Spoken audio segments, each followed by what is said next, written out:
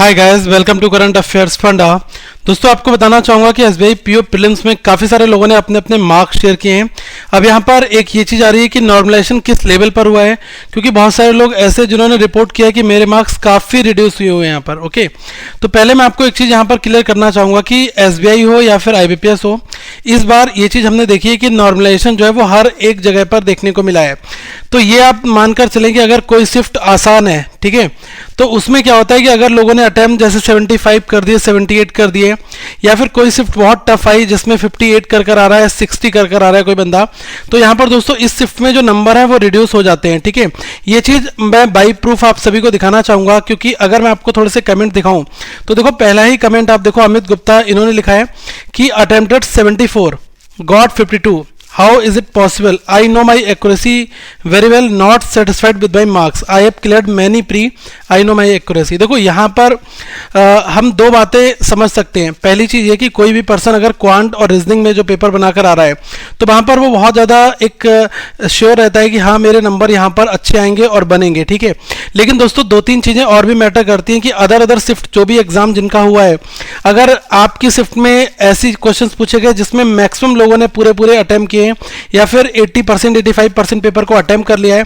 और जो other shift में वहां पर 60% 65% ऐसा पेपर अटेम्प्ट हो रहा है, तो दोस्तों एक स्केलिंग होती है जिसमें मार्क्स को एक कॉमन एरिया में फिट किया जाता है। ठीक है, दैट इज वाई यहां पर इन भाई साहब के नंबर जो है वो कम हुए होंगे। मे बी एक रीजन ये हो सकता है। मैं आपको कुछ और भी बताना चाहूंगा। अभी मेरे पास में एक ये आया हुआ है, गौरव का है कमेंट। गौरव ने लिखा है कि cleared sir but marks are low, mine as well as my friends, and I think that is due to normalization, that marks decrease because I gave marks too and इतने ज़्यादा नेगेटिव कभी नहीं हुए। I mean I got 10 to 12 marks below expectation. If you have any information please clear. तो यही आपके doubt को मैं यहाँ पर क्लियर करना चाह रहा हूँ कि ऑब्वियसली लोगों के जो मार्क्स हैं वो क्यों रिड्यूस हुए हैं, क्योंकि जो शिफ्ट हैं वो अलग अलग वेरिएंट में होती हैं, और यहाँ पर दोस्तों एक कॉमन स्केलिंग होती है। दैट इज़ वाई नंबर जो है वो आपके कम हुए। और भी मैं काफ़ी लोगों ने रिपोर्ट अपने अपने मार्क्स किए हैं, तो वो भी करना चाहूँगा।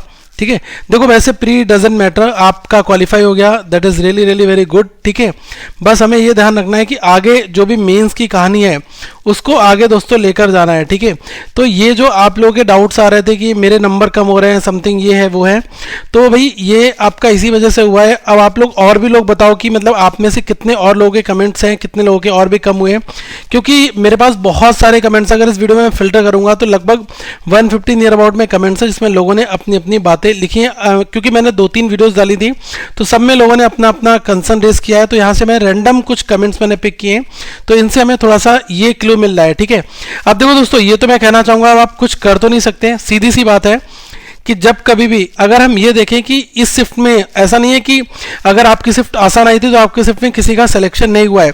ऑब्वियसली यहाँ पर 2-3 और इक्वेशन बनी होंगी, जैसे कि क्वांट हो गया, रीजनिंग हो गया और इंग्लिश हो गया। इंग्लिश में आपके नंबर कटे होंगे। ठीक है, तो आप इतना मानकर चलो कि अगर आप पेपर से आउट हुए हो, तो अगर आपने 74 बनाकर पेपर से आउट हुए हो, दैट मीन्स कि कोई ऐसा भी पर्सन होगा जो 80 बनाकर आया होगा, 82 बनाकर आया होगा, और थोड़ा सा जो आपकी एक्यूरेसी है वो भी यहाँ पर मैटर करती होगी।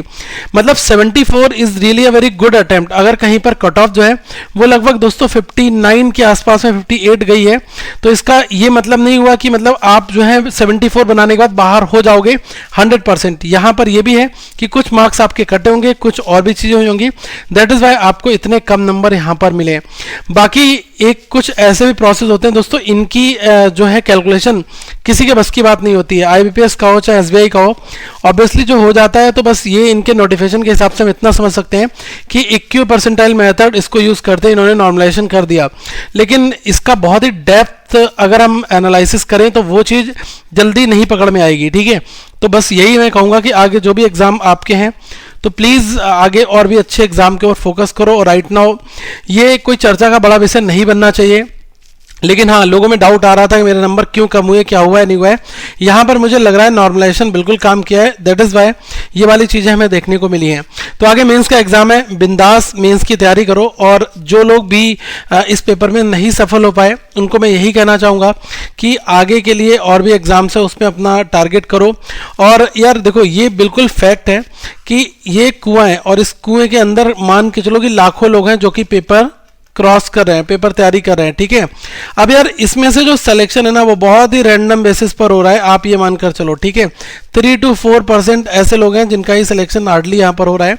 तो ये कई बार लक भी काम करता है, कई बार आपकी शिफ्ट भी काम करती है, तो इन चीज़ों के कारण लोग बाहर हो जाते हैं, कुछ लोग एग्जाम में अंदर भी हो जाते हैं। तो ये चीज़ें अलग अलग जगह मैटर करती हैं। अब खैर छोड़ो, इसके ऊपर ज़्यादा लंबा इसको खींचने का कोई फ़ायदा नहीं है। आगे जो भी आपका एग्जाम हो, अमित और भी जो लोग हैं, तो प्लीज़ आगे फोकस करो और कोशिश करो कि आगे आने वाले एग्जाम्स में अच्छा करोगे और वहाँ पर आप जो कमियां हैं या फिर जो आपका वीक सेक्शन था उसको और भी अच्छा स्ट्रॉन्ग करो, ठीक है। तो आगे इसी तरीके से आप अपने जो पुराने चीज़ें हैं जिनको आप ओवरकम कर सकते हो। बाकी आगे जो भी चीज़ें आएंगी मैं आप सभी को बताता रहूँगा। तो इस चैनल को अभी सब्सक्राइब भी कर लें।